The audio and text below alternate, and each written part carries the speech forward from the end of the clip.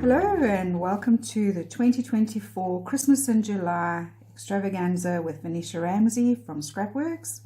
For day one, we are going to be working with our Glitz and Glamour collection, and for the first project we are going to create a double page layout. So you should have already cut up everything according to the cutting guide if you've downloaded and prepped already. So I want to start by creating a background. I wanted to use a white background, but found it was, once I had my everything on, it looked a little bit lost, and I didn't want to use another pattern paper, so I have created my own background using a stencil. So I've got this really awesome stencil from Vicky Bouton. I can't remember which collection it's from, and I'm going to work with some Lost Shadow Distress Oxide to go around ink through the stencil, and then I'll go around the edges with some Scorched Timber Distress ink just to darken it up a little bit like that. Right, so to begin this I used a stencil brush, okay, and I am going to use the Distress Oxide Lost Shadow. I'll leave that there. What I like to do is bump this up against my mat so that I don't have to try and hold it when I load up my brush. So I bump it up here, that becomes like an extra hand, and then I'm able to, if it's bumped up against the side, just use the side then to pick up. Okay, right, so to create the background, I'm going to use that stencil. I'm going to work with the Lost Shadow Distress Oxide, and I like to bump it up against my mat. It makes it easier for me to be able to pick the ink up like that without having to stop what I'm doing, hold my ink pad and lift it up. No, you get little things you can keep on your desk, but I like to keep my workspace free so that I can just work. Right, so I know, because I already know where my patterns are going to go, I know I don't have to do the whole sheet. So I'm just going to pick up from about over there, I think, and down a bit maybe, yeah, like that. So I'm just going to line my stencil up like that. I'm not too worried that it doesn't match up 100% with the other side. This will work for me like this. And then I'm just going to ink over that. Well, pick up some ink and work over, apply the ink with the stencil brush through the stencil. Like that. Okay, you want to work in layers. So what I like to do is put on that first layer, and then I'll go back and add more.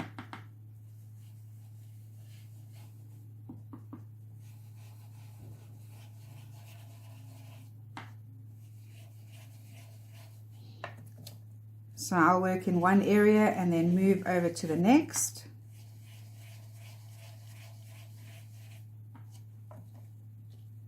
And because it's just my background, I don't need it to be too perfect. It's just something in the background to break the stark white. Okay. I'm going to hold this in place and just lift up so you can see. You can see how nicely that ink is starting to go on. So I'm going to put on some music and speed up the video, and I will see you in a bit.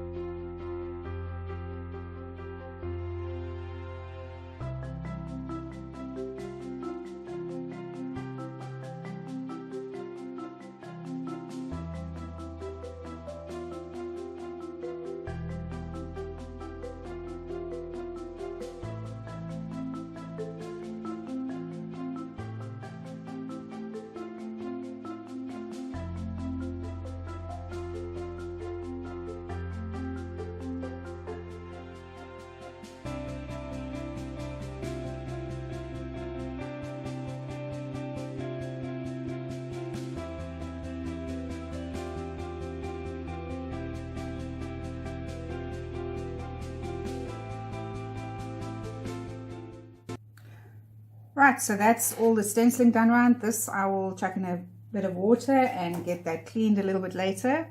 So the next step then is to go around the edges with some distress ink. I'm going to use the Scorched Timber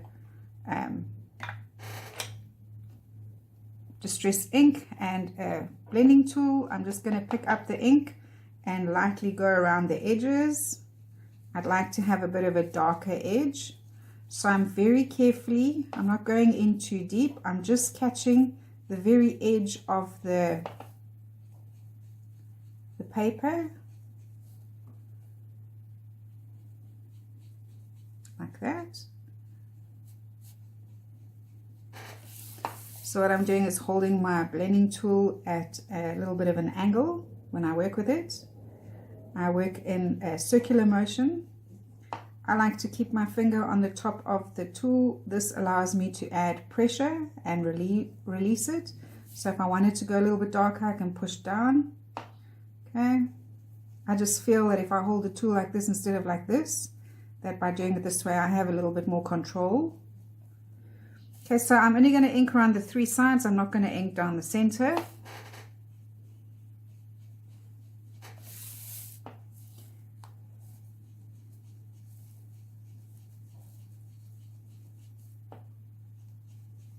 There we go. So very gentle ink around the edges, just to darken the edges up a little bit. Right. So there you can see. Right. I then felt like it just, that line was a bit harsh and that it needed to be blended in just a little bit more. So I'm going to take a stencil brush and just work that ink that's already on the edges, just work it in just a little bit like that. I'm not going to add any more ink to the blending brush. Just the corner, because I just want to work what I've already put on into the page.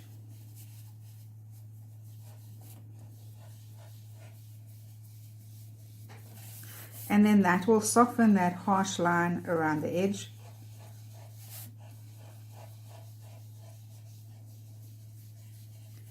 Just like that. All right.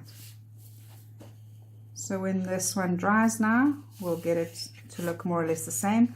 Because I did one ahead of the other, I'm just going to add a little bit of extra ink.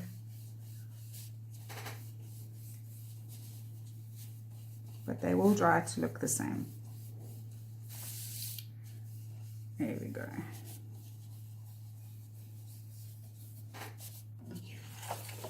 So that then creates our background. All right. So I've obviously gone a little bit darker on this side than this side with the stenciling. I can always go back and add a little bit more ink if need be. Just got to get your stencil in the right place. Which one is it? I think it's this one, yeah. Like that. And then you can always go into areas, like I think this one could do with a little bit more ink. You just want to make sure you get it in a good spot, that you line it up nicely, and that you don't get a ghost stencil. But there we go. So you can always go in and then add some more wherever you need it to be. Another step could be to load up your stencil brush and just on certain areas of your paper, you don't want to do it everywhere, you just want to go in and add a little bit of, just to soften some of the very harsh white that's coming through. And there we go. So that'll just tone it down a little bit more. Alright, so I'm just going to close up my inks. Keep them handy, keep the stencil and the ink handy. We will need it again. Once I'm finished with everything, I will wash my stencil. Right, so now we need to, you should have already cut all your pattern papers, but in case you haven't, I'm going to give you the sizes again. So for my pattern paper number 1, I used from the Essentials pack the pattern called A Great Story. So you need to cut a piece for your left side that measures 12.5 centimeters by 21, and you're going to cut a piece on the right side that measures 15 by 21, and it's going to go in over there more or less. I will give the exact sizes when we start to assemble everything in place, right? Something like that. Okay, and then pattern paper number 2 I used from the Essentials pack. As time goes by, I've used the back of it, I've used the starry side, and you're going to cut a piece for the left side that measures 10.5 by 21, and a piece for the right side that measures 10 by 21. So this is my 10.5, it's going to go over here, and then my piece that measures 10 by 21, that is going to go here. So we are creating a piece of paper that runs across like that.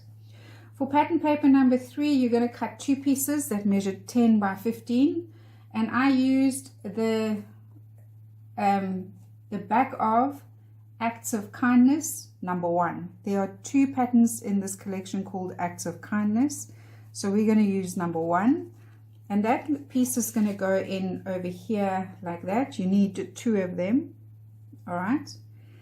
And I thought that that looked a little bit hard on my page, and so I have tried to bring this background pattern in. So on I'm going to show you how to do that. We're going to stencil on that pattern like that. You can just see how nicely it just pops off the page. So to do that, all you need is your Lost Shadow. You need that Vicky Bouton stencil again. Pop it in over this way, and you need your blending tool or a stencil brush, and you're just going to load up the brush and just add your ink. Okay, the oxide ink will go quite far without having to reload again. You want to try work what you've got on your brush and what you've put down on the paper. You want to work that in really, really well.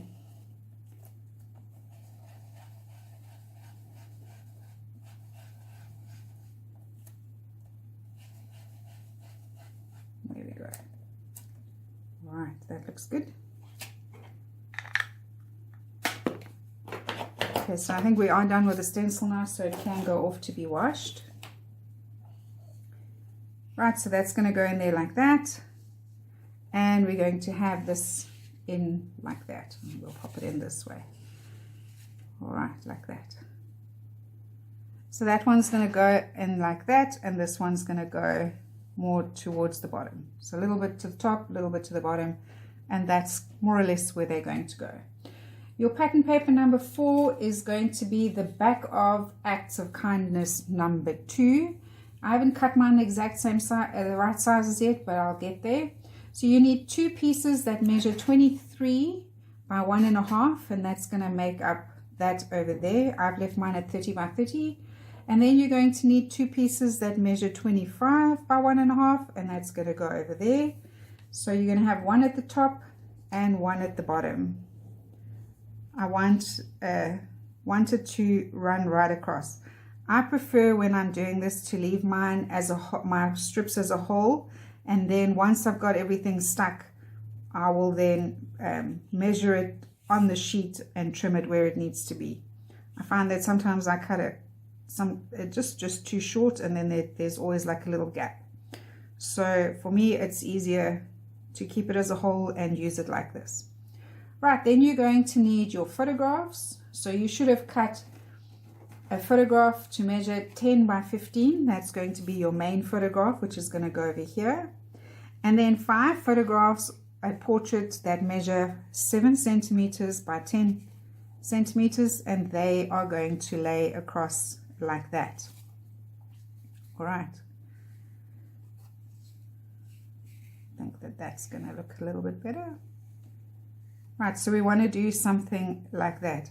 I've then double matted my photographs. So out of my light cardstock, I used white, and I inked around the edges with Lost Shadow Distress Oxide ink to bring in the gray from the background.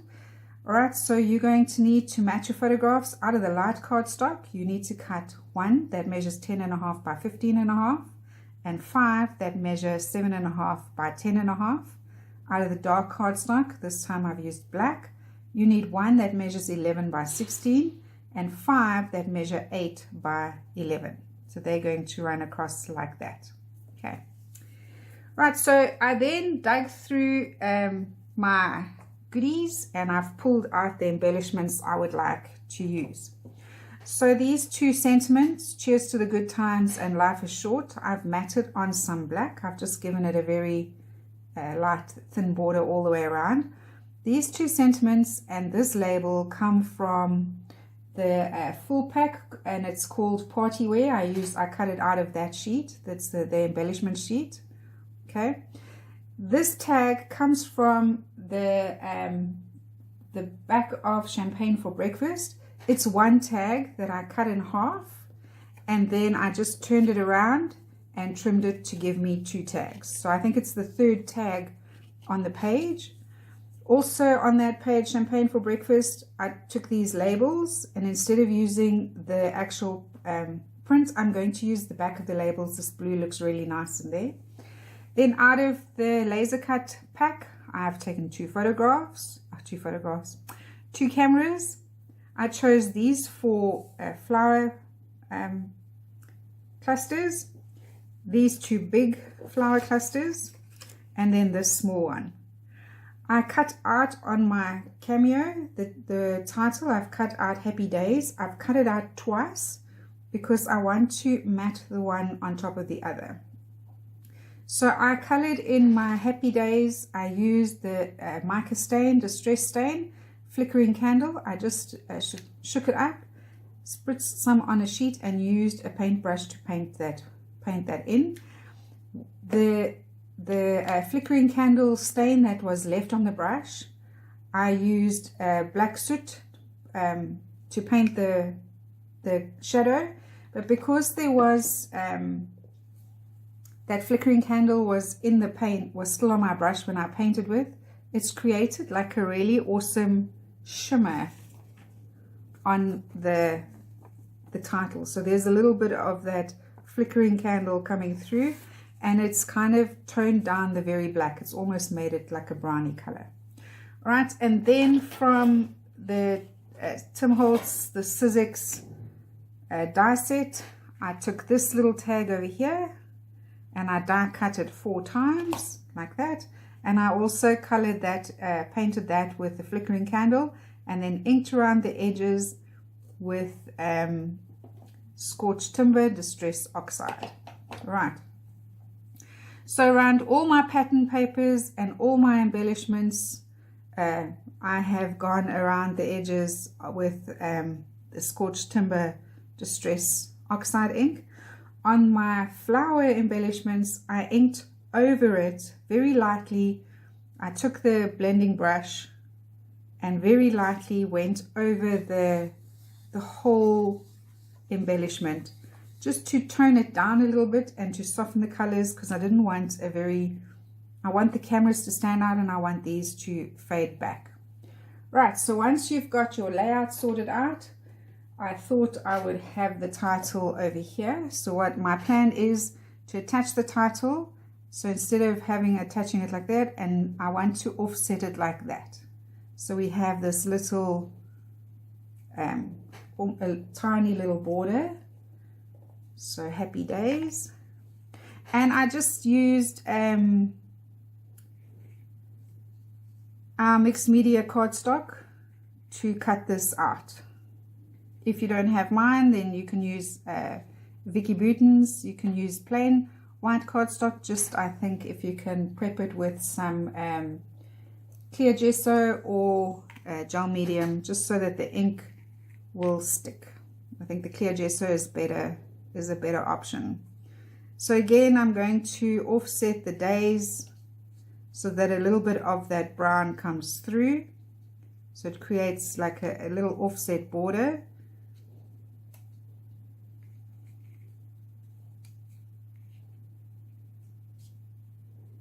Like that.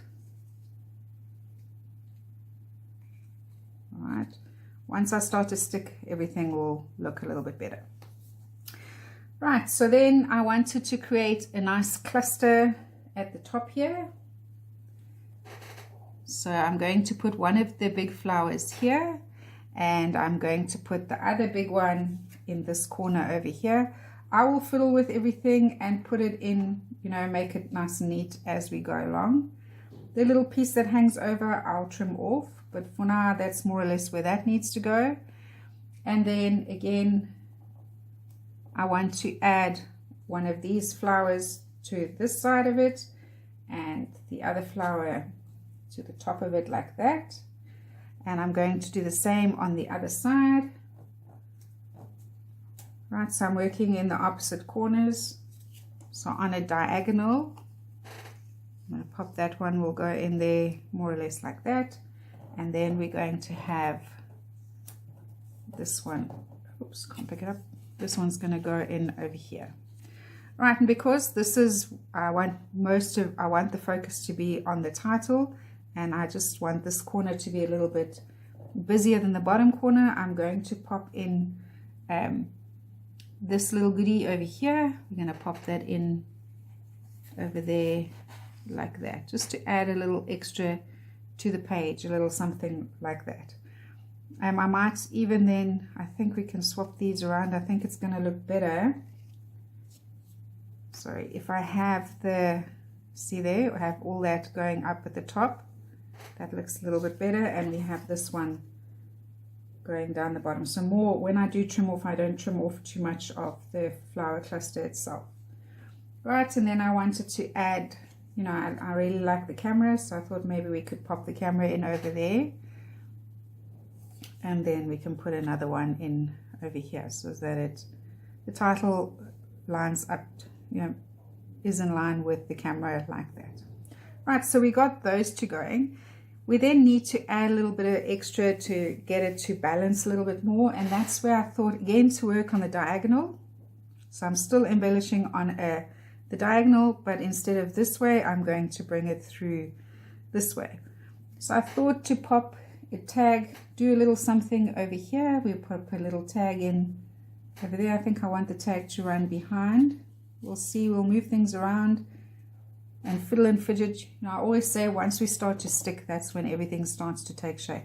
So we're going to add a little label in over there, and that's where this came in handy, because I just needed, I want to put in a little sentiment, but I want it to be something to carry it, you know, to offset it. So I thought it looked better for me to have the darker blue than to have the ticket itself. But also putting this side on here, I think also distracts from the sentiment that I want to use here. And then we're going to add in the two little labels. I think we can pop them in over there like that. Okay, I'm going to add a flat back pull to that. So then we want to, like I said, repeat that over here. So I thought we would bring in a little tag. This way I can always trim off any excess that sticks out underneath the bottom. We can just trim that. All right. And then we can, we're going to use the rest of the little goodies. So again, I want to have that over there.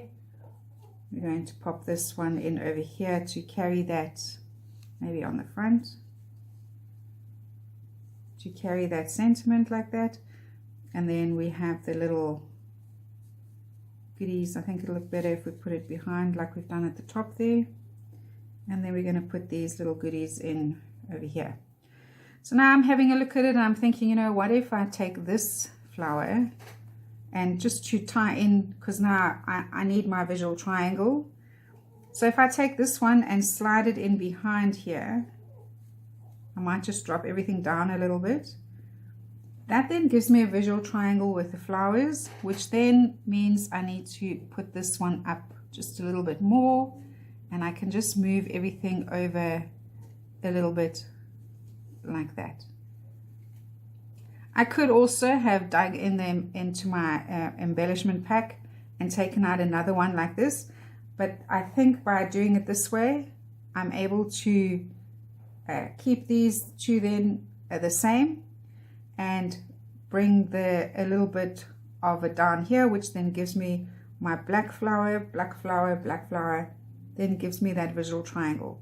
So I've managed to embellish on a diagonal, and create my visual triangle using the black flowers.